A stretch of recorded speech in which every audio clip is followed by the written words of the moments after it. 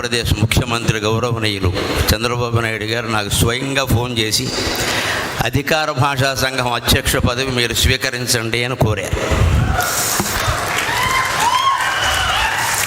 ఇప్పటికి సరిగ్గా 2 నెలలు నేను చిత్తూరులో యోగ వాసిష్టం మీద ప్రవచనాలు చెప్తుంటే మధ్యాహ్నం 3 గంటల సమయంలో స్వయంగా ఆయన ఫోన్ చేసి, గరికపాటి వారు మీరంటే మాకు చాలా గౌరవం, మీరు అధికార భాషా సంఘం బాధ్యతలు స్వీకరించండి అని అడిగారు. సరే, అంత పెద్ద ఆయన కోరాక వెంటనే కాదని చెప్పలేము. అవునడానికి చాలా వెనకాల సాధక బాధకాలు చాలా ఉన్నాయి.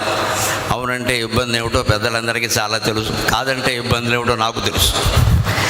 అందుకని నాకు 48 గంటల సమయం ఇవ్వండి, 2 రోజుల్లో మాకు కుటుంబ సభ్యుల్ని శ్రేయోభిలాషుల్ని ఆలోచించుకొని చెప్తాను అంటే సరేనండి అన్నారు.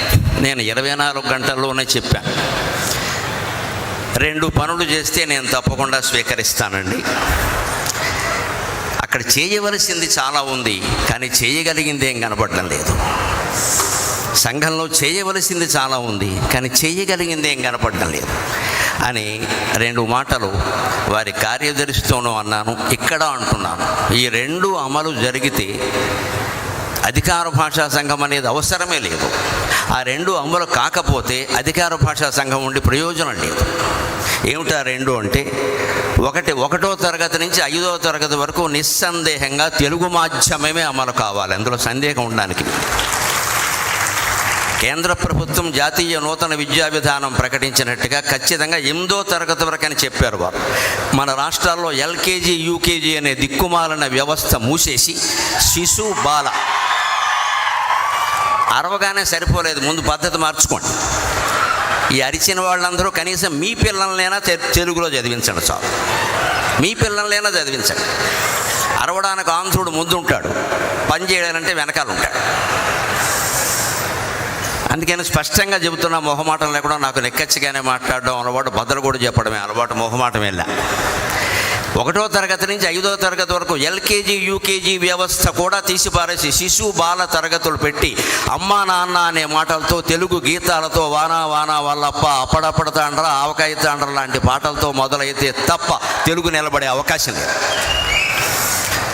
2వది 1వ తరగతి నుంచి డిగ్రీ వరకు తెలుగుని ప్రథమ భాషగా చేయాలి. దానికి ఏం చేయాలో అది చేయాలి, ఏమి మార్చాలో అవి మార్చాలి. రాజ్యాంగాన్ని 125 సార్లు మార్చిన వాళ్ళకి ఈ పాటి మార్చడం పెద్ద విషయం కాదు. మార్చి ఏప్రిల్ నెలలో తలుచుకుంటే తేలిగ్గా మార్చేయగలం, పెద్ద విషయం కాదు.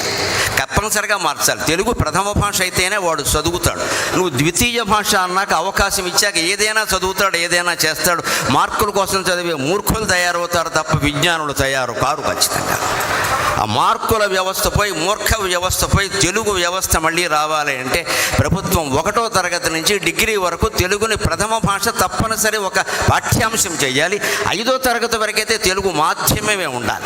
ఈ 2 చేయగలిగితే ఎవ్వరూ అధికార భాషా సంఘం పెద్ద అధ్యక్షులై పదవులై ఇతర రాష్ట్రాల్లో పర్యటన చేయడం, వారికి అభిమానం ఎక్కువ మనకి తక్కువ అని మాట్లాడడం, ఓ ₹1 కోటి ఖర్చు రాయడం తప్పితే కలిసి వచ్చేది ఏమీ లేదు ఇక్కడ. అది ఇక్కడ హాజరైనటువంటి యువతరం మీద, మహిళల మీద ఆధారపడి ఉంది. అందుకని మీకు నమస్కారం పెట్టి కోరుతున్నా, భాష కోసం ఉద్యమం చేసే రోజు రావాలి. ఖచ్చితంగా భాష కోసం ఉద్యమం చేయాలి. మాకు భాష ముఖ్యం. మీకు ఓట్లు కావాలంటే మా భాషను నిలబెట్టండి, మీకు ఓట్లు కావాలంటే మాధ్యమం మార్చండి, మా పిల్లల్ని తెలుగు మాధ్యమంలోనే చేర్పిస్తాం, మా ఇంట్లో తెలుగే మాట్లాడతాం అనేటువంటి పట్టుదల మీకు రాగలిగితే ఖచ్చితంగా తెలుగు భాష నిలబడుతుంది. ఇంకొక మాట చెప్పి పద్య రూపంలో